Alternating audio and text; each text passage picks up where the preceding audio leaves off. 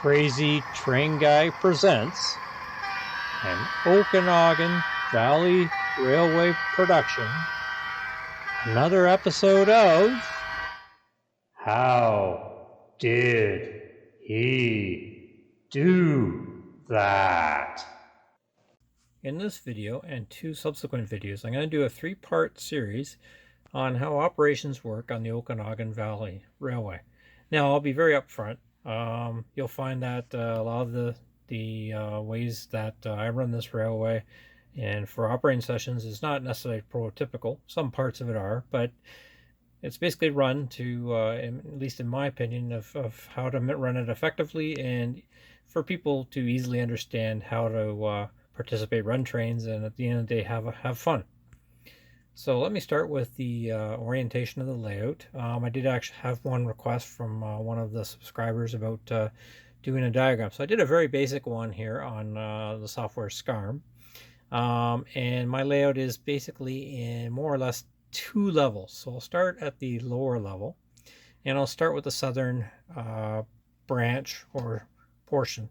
So if you follow my cursor here, so basically the track comes out of staging into the room at Haines, okay, and it comes in from that is Osoyo, Specie, and Oroville. And the first thing you'll see on the layout is is the packing house in here. I haven't drawn any of the switches or anything like that, but anyway, that's basically it. Actually, what I'm going to do here is I'm going to add.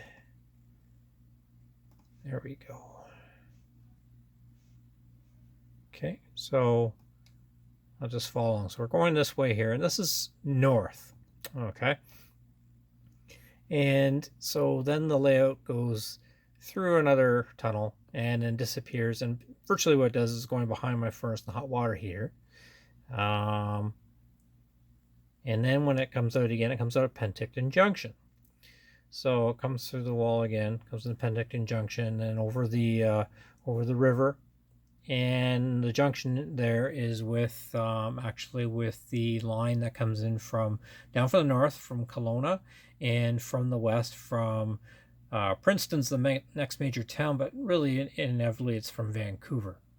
Okay, and so the lines meet up, and then they proceed here. Actually, let me continue on that. So right now we're here, Penticton Junction comes up here, and then right here is the furniture factory, and so there's a side in there. That's the first industry that you would see coming in from that direction in the Penticton area. So then the line comes in, and then this is where the yard starts, the ladder track, and the yard goes all the way basically to about here. So then you've got industries up in here. You've got the Elmer packing house there, or canning factory, I should say. You've got Penticton Lumber, which is 2 tracks. And over here, you've got the intermodal ramp facility. And then further over here, as you're starting to leave the town of Penticton, you've got Penticton Propane here. And then there's another spur or track that goes into here, and that's the interior contracting company. And so that's the industries along the way. So that's Penticton Yard. Penticton Yard, as I mentioned in an earlier video, is a major focal point. So you've got trains coming from the south, from the north, from the west, and from the east. They all meet here. So it's a major focal point during the operation. It's also a bit of a choke point, but it's a lot of fun. It's a real challenge for the guys to run it. Usually it's at least a crew of 2 that have to run that. Any given session, I need at least 5 people to run. I've had as many as 10 or more in running on the layout in one session, and anything beyond that gets a little bit unmanageable, but 10's actually not a bad size. And you've got 2-man crews, and things move along at a good pace. So the track then leaves the Penticton area, goes in through a divider, and disappears. And it goes into kind of what I call the mushroom section, or even it's like a vertical helix, or visible helix, I should say. And so you have to duck under going through here, And then so the track comes out through here into a tunnel, out of a tunnel, and right away into a large siding, which is Glen Fir. Okay. And the track, it's on a grade, so typically you're climbing at a pretty good rate already because I've got to get altitude here quickly. And then it exits into a tunnel. Okay. Disappears underneath the upper part of the layout, comes around, snakes up, in and out of tunnels all the way along here, and then it goes to the next level. So we'll take a look at that now. So now I've loaded up the what is really the upper level of the layout. So you can see the benchmark diagram is identical. I just left that in there for reference. So I left off, we were just about to go across the first steel trestle as we continue to climb up through Myra Canyon. So the train would go across there. Okay. Once again, let me put my little doodler on here so we can you can follow along. So here's the trestle. Yep. Hang on. There we go. And then there's a little railway crossing here, which you may have seen in a previous video. There's a lumber truck crossing here, just a minor scenery thing. The layout continues to climb. And then there's the second. This is the larger of the two trestles. There's a large waterfall here, and that's a kind of a neat little scenic section I put in there. And after crossing the trestle and that, you've reached the summit of the layout, which is McCullough. So the McCullough station is right about here. And it's another lengthy siding in that for passing in the layout. So you've got two decent sized sidings in between Penticton Yard and getting up to the upper level of the layout. So after departing McCullough, the train goes into a tunnel and actually goes down grade. And then once again, the operators have to go through the duck under. And the train emerges through a tunnel here. This isn't 100% to scale, but it's close. And then it comes into what is supposed to be Beaverdell. And right here is the Highland Bell Company. So typically they load up 40-foot boxcars of dolomite and that. And that was an actual industry on the railway, apparently. Now, I added a coal mine in here, which I think I talked about in the first introductory video. So this is all, so there's, I think it's 3 tracks. And a friend of mine actually hand laid the track, so it's quite intricate. It's all code 70 through there. And I kit bashed the Walther's coal mine. It was originally built, I believe, for 4 tracks. I scaled it back, so it's for 3. So it's a pretty major industry at that point, which adds more switching fun at this end of the layout in and out of Midway Yard. So the train continues heading east, by the way. We're heading eastbound. Leaves Beaverdell, virtually goes right around the corner. Here we are in Midway Yard. And Midway was actually technically halfway across the Crow's Nest line well, basically it was the Carroll Valley / Crow's Nest line of BC, and Midway was considered the midpoint of that line. So in here, there's the Pope and Talbot, and it was a very large industry actually, and I believe there's still a lumber industry there, but it's no longer served by rail. It was near Midway, and I by no means tried to model that at any perspective. I just didn't have the space, so I've got 2 tracks in there, one for wood chip cars and one for loading out lumber typically in thrall door box cars. So the yard's here. It's a stub end yard. It's a lot smaller than Penticton, but it's a half decent size. So you got all the coal cars coming in and out of here that are switched to the mine. You've got the Highland Bell cars in and out here, and of course you've got the Pope and Talbot. So it's busy, not nearly as hectic as Penticton, but still the guy, I usually have one person in charge of that, and they're kept fairly busy.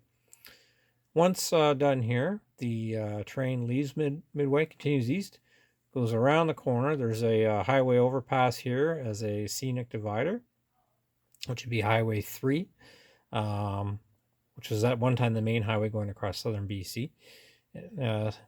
Today it's still there, and it's very scenic, by the way. I recommend it if you're out there to take it. Train goes around the corner and across the drop section, which I recently did a how-to on that, how to make that. Leaves the room, goes down a pretty steep grade actually. I guess it's my version of Saluda grade, which is steep grade they had down in the States on the Southern Railway. Anyhow, and then it goes into the upper level staging, which is Nelson, BC. So that's basically the orientation. I hope this helped give an idea of how the orientation of the layout is. And continuing with the orientation and the explanation of operations on the Okanagan Valley Railway, what I've done now is what you're looking at is a dispatcher panel for the layout, which I dispatch trains from my PC, and we communicate by walkie-talkie. I'll discuss that in another video about the communication portion of operations.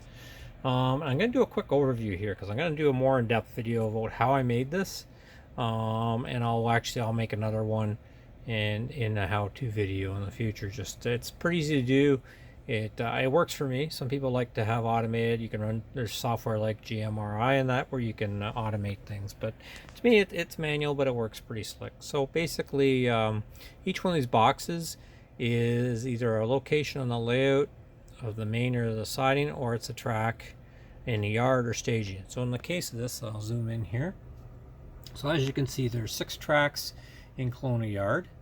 2 are blocked because right now I have some storage equipment sitting on those, some extra engines and cars.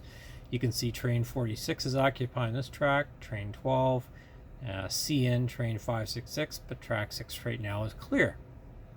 And then we move into the layout room here, and you can see Penticton Yard. There's a train CP82, which came from actually track 6 here originally, is now here.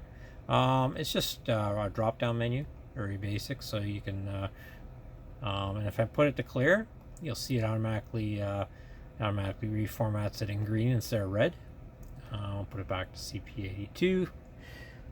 So it's a very quick illustration of what's open and what isn't when I'm dispatching. It's a good way to keep track. I depend, of course, heavily on communication from the different train crews in the train room. If I have any doubts, I can always hop out of my chair and go and take a visual, but typically dispatchers didn't have that luxury.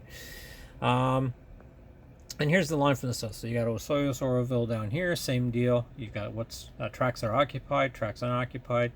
There's the line through Haines, and there is some switching that done there, so that can be occupied time, so you can say what train is there. Or if there's just a cut of cars there for whatever reason, you can just mark in blocked, which will also turn it red. Okay, so right now it's clear. And then you move across the layout. So just as we did when I was showing the orientation earlier. So here's the line up from the south, from Haines. Meeting up, this would be Penticton Junction right here. Penticton Yard, and then your first siding after you leave Penticton Yard is Glenfir. Okay, so if I've instructed a train to take the siding, once he communicates that the train has arrived in the siding, I will mark the train number in there and it'll go red. Sometimes, maybe I tell them to hold on the main as well, so I have that option, and so on and so forth. So McCullough, the next siding, then you get to Midway. Right now Midway is blocked, actually. I should put that in. That's actually train 71, I believe. Yes, it is 71. Odd trains go westbound. Even trains go eastbound. And northbound is the same as westbound, and southbound is the same as eastbound. It's a little confusing that way, but that's the way I set it up. And it's loosely based on the way CP ran trains at the time, and still do, I believe, with regards to even and odd. And then at the end of the day, here's Nelson staging over here. It's the same setup. So that's basically the control panel in a snapshot. Like I said, I'll do a more in-depth video on that in the future. As the final portion of this episode, one of 3 episodes again on the operation of my layout. I'll walk you through a little bit of what I described in the dispatch panel. So basically, in addition to the orientation, so here we are, I'm just standing right here at Penticton Junction. And at Penticton Junction, you can see that I've also labeled each section of the layout to help the crews get around the layout. So as you can see, so you've got the line heading north to Kelowna, west of Princeton. So they both go through underneath the bridge right there. into staging. And then you've got the southbound to Haines, which I discussed earlier, and it's also on some video. And then after Haines, it leaves the layout and goes into staging, which is either Osoyoos, BC for the Okanagan Valley train, or Oroville, where the Burlington Northern trains head. So that's off in that direction down south. And then east of Penticton Junction, of course, obviously is Penticton proper over there. Then you got beyond that's the next siding, which is Glen Fir. And then the summit at McCullough, another siding. Beaverdale on the other side of the layout. And then right next to it is Midway. It has a smaller yard, which I described earlier. And finally, the track goes over the drop section, and it enters staging, which is Nelson, BC. So that's the orientation. Now I'll talk a little bit about the tracks. I discussed the track numbers. So you can see it's a little bit dark here, probably very hard to read. But on my yard diagram, and I have one for Midway as well, it gives track numbers in that. And also on here, I also have the train numbers. See, and you can see hooks, and that's where all the cards go, that's going to be a separate video as well, discussing the car cards and everything. And each portion or track is given a function. So in this case, you can see yard or other. Something needs to be switched, or just put in the yard for now for storage or what have you, or waiting the next day for another train to be switched to industries and so on. And each train number I've assigned tracks. So instead of having arrival, departure, and all that, I have a finite number of tracks. So I assign them to trains to try and basically make things a little bit easier for the operators here, because things get really hectic in Penticton Yard really fast. So basically the way the track numbers work is once you get beyond the caboose track, you can see these two bulkhead flats here are loaded out, and they're in what is track 1. So that's track 1 here. So you got track 2 here, track 3. And now if you remember on the dispatch panel, I was showing this track is occupied because you've got a set of cars spotted there. And I believe I also noted that for track 1. And then track 4, you've got what is minus the engines is train CP82. The engines that pulled off actually are over here in the engine terminal area, because what's going to happen here is a crew change, and the Okanagan Valley Railway is going to take over from Canadian Pacific and take the train further east with their own units. Okay, so I hope that helps with the orientation. Gives you a very brief idea of how the yard is set up. So I hope you like what you saw, and if you did like it, please click the like button. Or if you want to see more of my material, please subscribe to my channel. Thanks for watching.